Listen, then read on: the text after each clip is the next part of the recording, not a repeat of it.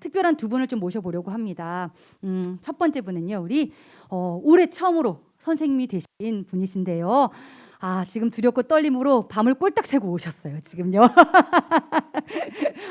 원래 이 시간에 일어나시는 분이 아닌데 청소년 사역하시면서 잠을 이기고 본인의 많은 것들을 포기하고 청소년들 위해서 지금 막 불사르고 계십니다. 몸을 불사르고 계십니다. 이제 우리 소개할 때에 선생님 힘내라고 또 은혜 기대한다고 간절한 마음으로 우리 열심히 박수 치도록 하겠습니다. 자, 우리 이미지 선생님 나와 주세요. 예쁘다. 예쁘다. 나왔어요. 예쁘다. 와. 안녕하세요. 제가 작년까지만 해도 교회에 잘 나오지도 않던 제가 청소년부 찬양팀에서 사역을 하게 된 이야기를 짧게나마 해보려고 합니다. 지금도 그렇지만 저는 잠이 아주 많고 게으름도 심한 편이었습니다. 그래서 항상 기도하는 것도 교회에 나오는 것도 한 달 한 달 미루다 보니까 작년에 한 번도 예배를 드리지 못했는데요. 점점 이렇게 하나님과의 관계가 멀어지고 있을 때 인생의 회의감을 느낄 때가 있었어요.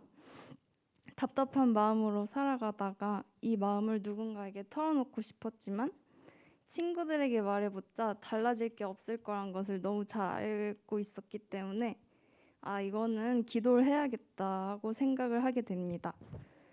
하나님께서 응답을 해주시던 아니던 일단 기도를 해봐야겠다는 마음으로 기도를 하려는데 기도도 안 하니까 하려다가 어떻게 해야 되는지도 어려웠는데 그래서 한참을 두 손을 모으고 눈 감고 가만히 있다가 뒤늦게 내뱉은 기도가 하나님 죄송해요. 절 포기하지 말아주세요.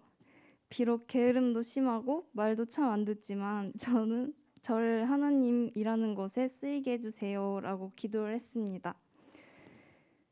사실 전부터 어머니께서 수요 예배 때 찬양을 같이 서자고 부르심이 있었지만 내키지 않는 마음에 미루고 있었는데 어느 날 다은 쌤이 우리 청소년부 반주를 해오지 않겠냐고 제안을 해줬고 아무래도 이게 책임감을 뒤따르는 일이라서 아주 잠깐 고민을 했었지만 이건 하나님이 부르시는 것 같다 라는 마음이 들어서 일단 못해도 해야 될 것 같았습니다.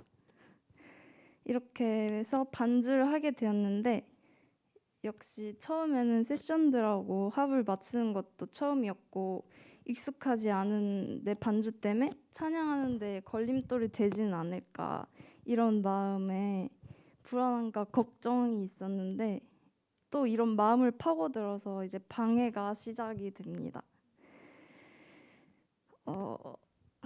한 두 번째 반주를 할 때쯤에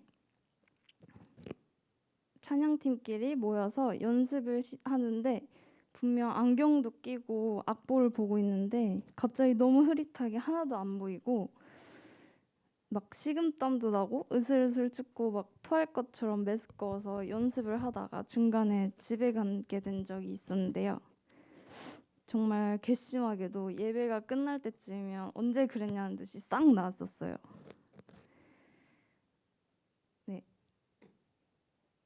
그리고 막 토요일 밤만 되면 잠을 길게 자지도 못하고 손잡만 자서 주일에 항상 피곤해하는 이런 방해가 있었는데 주위에서 많이 기도를 해주셔서 그런지 더 이상의 방해는 없어졌습니다. 지금까지 찬양팀 하면서 참 좋은 마음들 많이 주셨는데 앞에서 인도해주는 친구들이랑 다 같이 찬양할 때 분명 서툰 부분도 있겠지만 그래서 더 이 모습들이 너무 소중하고 예뻐 보이고 찬양하면서 드는 생각이 하나님이 우리를 볼 때 이런 마음이시겠구나. 너무 좋으시겠다. 이런 생각이 들었어요. 자, 마음이 너무 따뜻해졌고 앞으로도 더욱더 즐겁게 은혜 받는 찬양 나눴으면 좋겠습니다. 감사합니다.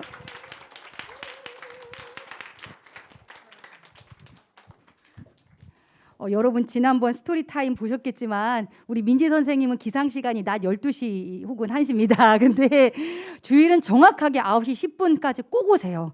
꼭 오세요. 진짜 그때 그 방해 외에는 한 번도 그 자리를 놓쳐본 적이 없었어요. 이렇게 은혜 주신 하나님께 감사드립니다. 자, 이제 우리 고3 언니가 준비하고 있습니다.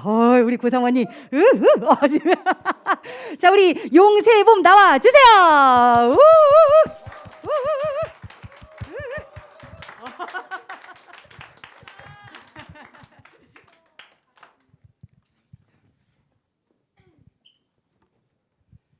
안녕하세요. 저는 고3 용세봄입니다.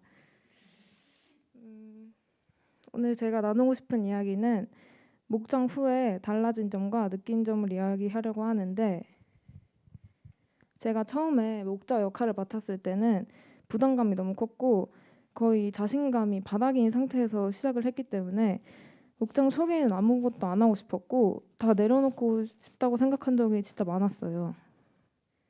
그리고 제 성격상 별로 안 친한 친구들한테 먼저 말을 잘 걸 수 있는 스타일이 아니기 때문에 두려운 마음이 더 커졌던 것 같아요.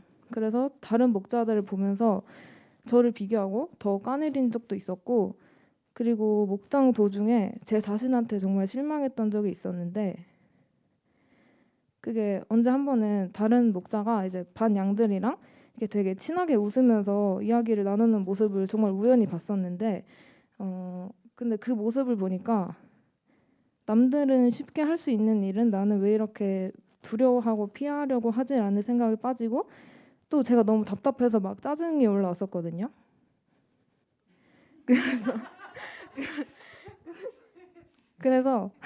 그날 밤에 이제 기도를 하면서 잠에 들었는데, 그 찬양 중에 아실지 모르겠는데 하늘에 닿아도라는 찬양이 있거든요.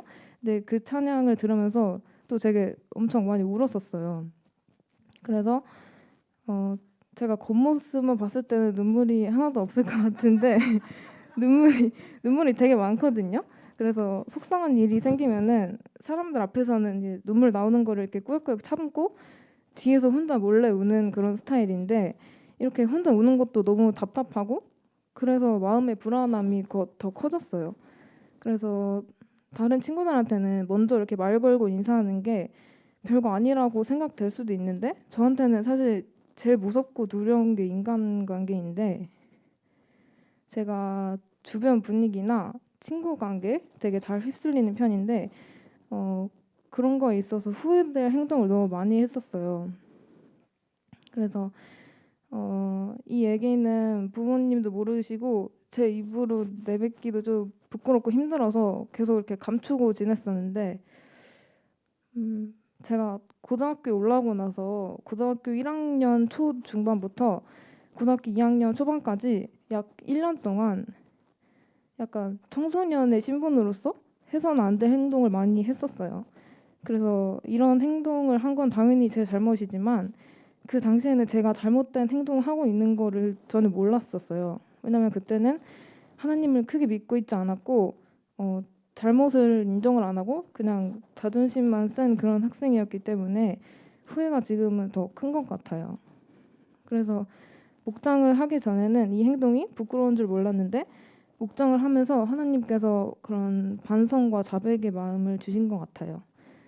제가 이 이야기를 꺼내기가 무서웠던 게 뭐냐면, 부끄러운 마음도 있었지만 제일 큰 건 주변 사람들이 저를 피하고 약간 저를 멀리 할 것 같다는 생각이 들어서 그런 걱정이 계속 쌓이니까 더 감추게 되고 자신감이 더 떨어졌었어요. 근데 어떻게 보면 저한테 실망할 수 있는 게 또 당연하다고 생각이 드는데, 또 제가 이기적이라는 생각이 들어서 더 이제 저 자신한테 실망감이 컸었는데, 근데 목장을 하면서 목사님이 하신 말씀 중에 모든 사람은 자격이 없다고 말씀하신 적이 있었어요. 근데 그 문장은 한 문장이었지만 저는 진짜 많은 깨달음이 있었거든요. 그래서 힘이 되게 많이 되었고, 내가 누군가를 가르치는 건 누군가를 가르치는 건 자격이 없는 건 당연한데 하나님을 전하는 마음이 제일 중요하다는 걸 알게 되었습니다. 그래서 목장 후에는 제가 하나님을 더 많이 찾고 약간 죄를 인정할 수 있게 되었던 것 같아요. 그래서 처음에는 목장이 힘들었지만 그 힘들고 후회했던 시간이 저는 제가 느끼기에는 선물로 다가온 것 같다고 생각이 들고 여러분들이 꼭 기억해 주셨으면 하는 게 있는데 약간 세상 밖으로 나가면 예상치도 못한 순간에 힘든 일이 찾아올 때가 되게 많잖아요. 근데 그럴 때마다 너무 내 힘으로 빠르게 해결하려고 하지 않으셨으면 좋겠어요. 천천히 기도하면서 기다리면은 하나님께서 응답을 해주시고 해결할 수 있는 길을 주시기 때문에 기도로 이겨내시길 원하고 청소년부 친구들이 하나님을 꼭 만날 수 있도록 청소년부를 위해서 열심히 기도하겠습니다. 감사합니다.